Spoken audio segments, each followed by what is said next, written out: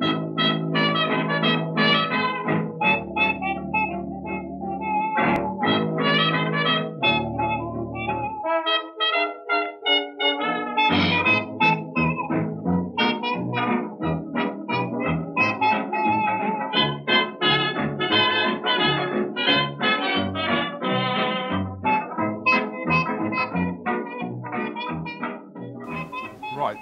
this is turkey. Norfolk was famous for its turkeys, even before Mr. Matthews. But I've always used a lot of turkey breast, because you can do all the same things with turkey as you can with veal.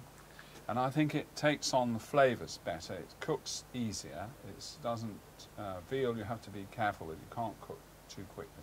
But today we're going to do sun-blushed tomatoes and finish it with some cream. So I'll cut it into thin. I love it. The way you do it like this is actually, I mean, obviously in some ways it's quite a simple dish, but it makes it very luxurious. Yeah, with the way you cook it like this. Sun-blushed tomatoes, which is something, you know, again, you know, 20, 30 years ago, no one ever heard of here. It's only the Italians brought them over from, and a bit of garlic. If you like garlic, we tend to like garlic, so I'll put it in. But, you know, you not the end of the world if you don't. Not the end of the world if you don't, really. Just drop the old turkey in. This is completely skinned, and I've taken all the, you know, sinews off the outside. It's just a very simple, and it's delicious. Don't cut it too thin, but it doesn't take very long to cook. Plenty of olive oil, chopped onion, garlic. Cut that piece again. Wow, I mean, that's quite a bit. You could feed quite a few. You could feed quite a few little mouths with that. The old camera crew could do quite well today. Sea salt. You need a bit of seasoning with this. So move your chopper. Yeah. Just so you're not tempted to go after the camera crew with it. Yeah. Just like that. Move the cream when you're ready. There we are. Just turn it over. You can just see the meat just coloured. I love that smell of just seared peppercorns. Yeah, it's wonderful. There we are. A bit more olive oil. You need to make sure it's quite moist, because otherwise, you know, it will shrink and dry out. But I'll just put a bit more pepper. This old pepper mill, by the way, I've had for about 40 years. Got a few chops out where in the past, in less PC days, you could throw it at the old waiter, but of course you mustn't do that now. Never threw anything at me. Never threw anything at you. Well, I know, I had reason, didn't I? You used to bully me. Yeah, I did. Yeah. It's true. Yeah. Yeah, the old catering trade in going back 30, 40 years was a bit of a violent place, really. Quite stressful, because you're getting a lot of food out in the space of about 2 hours.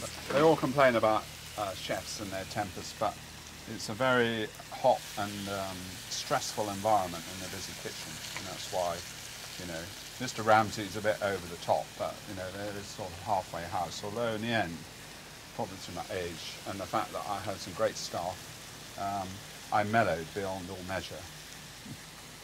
Didn't I, Daphne?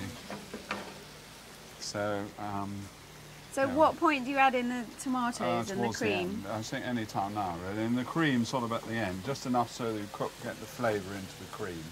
It's no good just sort of putting it in and, you know...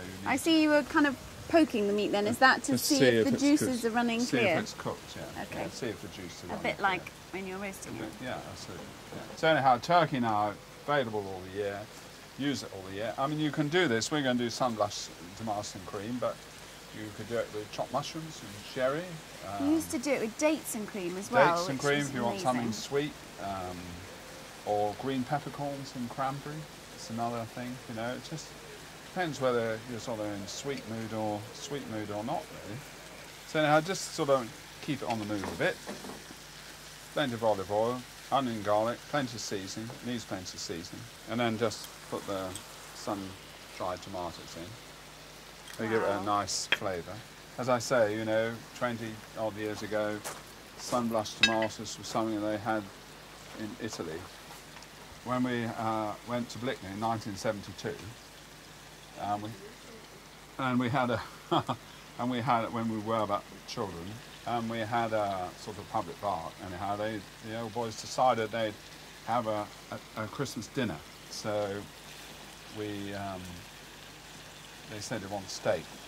and they all said to me, "You make sure that's cooked. I don't want any of that old raw meat," he said. And the other thing, another one said to me, he said, "I don't want that French garlic." I said, "What do you mean French garlic?" He said, "Well, that French garlic." I said, "That isn't French garlic." I said, "The Romans brought that over to England 2,000 years ago." "Oh," he said, "never mind about that." He said, "That's what them French eat." So, you know, that's where we were. So that's how things have changed, really. And then pop the old cream in. Yum. And watch it sizzle. There we are. Take it off now. But you can just see how simple this would be for a supper and what have you. I mean, why do you need to buy ready meals when you could do it just like this? Yeah. I mean, you could sort of do this almost. That could be ticking away while you're having your first class with your guests. There we are. And then you could bring it all through just like magic. A bit of chopped parsley on the top. That's all it needs. There we are. Wow, that looks fabulous. Off the music, softly moan. Drooling at the mouth. Take off skin and dance around in your bones. The polar bears, green off in Greenland, they got the right idea. Oh, they think it's great to refrigerate while we all cremate down.